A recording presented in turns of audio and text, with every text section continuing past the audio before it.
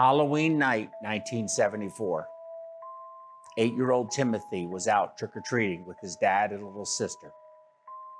By the end of the night, Timothy would be dead, and Halloween changed forever. You're a fan of disturbing stories? Then you've come to the right place. I'm Joe, and this is Undeniably Disturbing. We all remember the urban legend of spiked or tainted Halloween candy, an apple with a razor blade in it, straight pins in candy bars, or even drug-laced sweet tarts.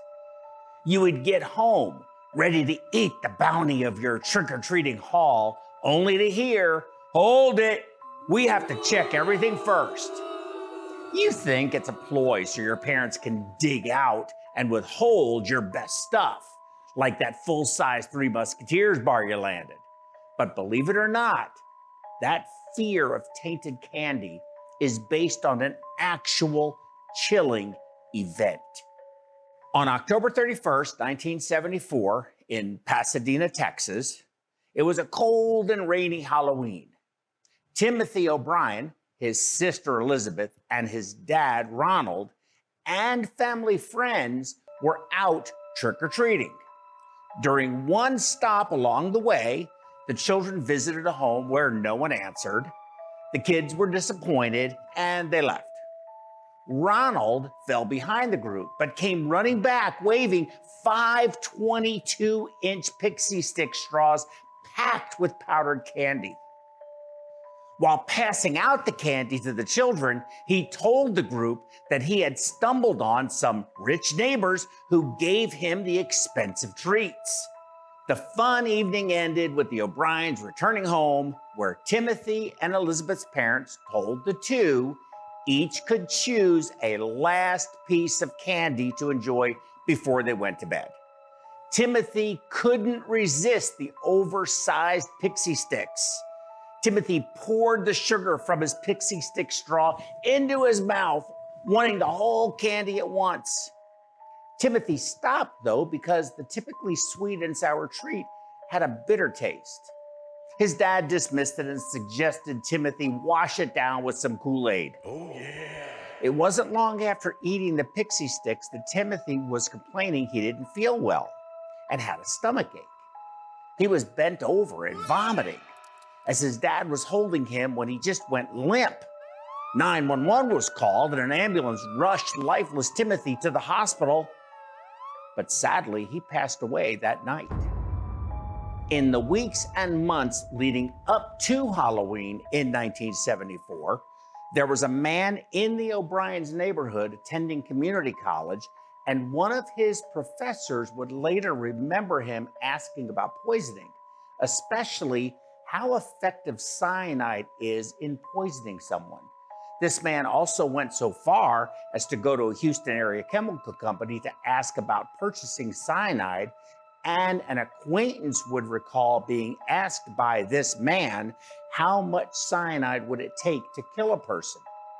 It was a cyanide-laced Pixy Stix that ended poor Timothy's life, and he got it from this man on what was supposed to be his fun night of trick-or-treating. A few days after Timothy's death, the Pasadena police and Harris County District Attorney Mike Hinton were incredibly frustrated. They initially couldn't make heads or tails of this senseless crime. Was there a monster out there intent on killing children? Detectives tried to figure out which house the candy came from. While Mr. O'Brien was initially of little help, at first he kept saying, "I don't know what home," then, "I don't know which street."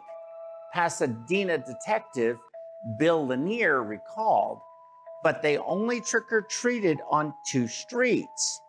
They took Mr. O'Brien out around the neighborhood and were firm with him. Suddenly, Mr. O'Brien had an epiphany. He pointed out the home of Courtney Melvin as the home where he received the Pixy Stix. While questioning the Marvins, The police discovered that Mr. Marvin was working that evening and his wife and daughter were home and had turned out the lights early when they ran out of candy. The Pasadena police and DA then knew something strange was going on. What they would discover would shock them and the community. Detectives began digging into O'Brien's past and discovered he had been fired from an astounding 21 jobs over 10 years. He was also struggling with major financial issues, including $100,000 of debt. It became very clear to the police that money could be a motive for Timothy's murder after investigators uncovered life insurance policies totaling $60,000 recently taken out on his son and daughter, and they later found out O'Brien called his insurers the morning after his son died to find out about claiming a payout. O'Brien's guilt continued to mount, and it turned out O'Brien was the monster obsessed with cyanide and how effective it is in poisoning a person. O'Brien was trying to buy cyanide from a local chemical company, but when he found out the minimum amount he could purchase was 5 pounds, he ultimately didn't buy it from there. Authorities never did determine where he got that cyanide from. As for Halloween in Texas, and it could be argued much of the United States, the holiday was forever tainted.